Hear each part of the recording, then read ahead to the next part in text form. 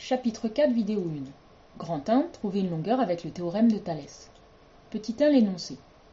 Le théorème de Thalès dit que si on a deux droites séquentes BM et CN, séquentes en un point A, si en plus on a deux parallèles MN et BC, alors il va y avoir proportionnalité entre les longueurs du petit triangle AMN et du grand triangle ABC.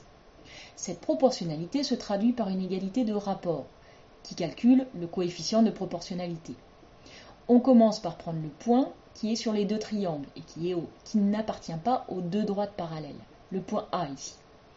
AM sur AB, c'est-à-dire petit triangle sur grand triangle, va être égal à AN sur AC, petit triangle sur grand triangle, et va être égal à MN sur BC, petit triangle sur grand triangle. Remarque, il y a deux configurations possibles. La configuration triangle que vous voyez ici, où le petit triangle est dans le grand triangle, et la configuration papillon, où le petit triangle est de l'autre côté que le grand triangle. Petit 2, application. A, exemple 1. Nous voilà dans une configuration triangle. Le grand triangle, LFR, on connaît les trois longueurs, LF5, LR7, FR, 8 cm. Sur un des côtés, on construit le point M à 2 cm de L. Puis, on construit la parallèle à FR passant par M qui coupe LR en N.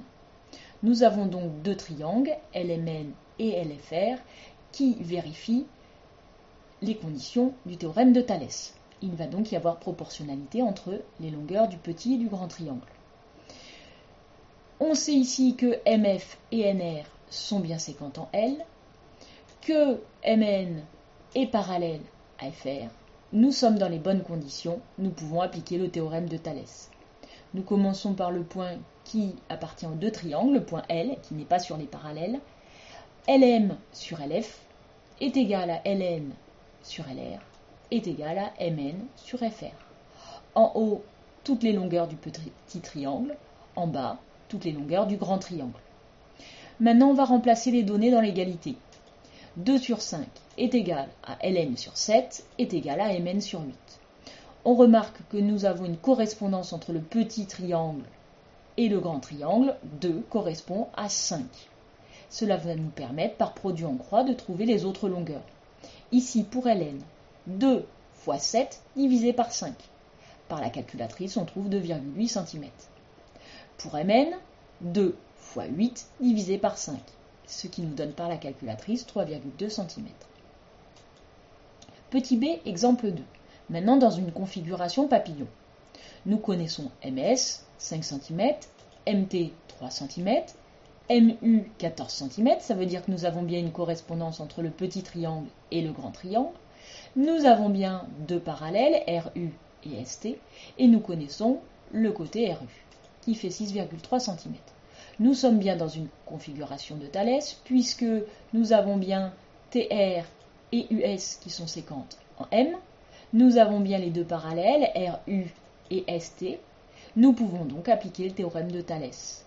Le point M est le point qui est sur les deux triangles et qui n'est pas sur les parallèles. On commence par MT sur MR est égal à MS sur MU est égal à ST sur UR. Nous remplaçons par les valeurs connues. 3 sur MR est égal à 5 sur 14 est égal à ST sur 6,3. Encore une fois, nous avons une correspondance entre le petit triangle et le grand triangle. Par produit en croix, nous pouvons trouver MR en faisant 3 fois 14 divisé par 5, ce qui donne 8,4 cm à la calculatrice.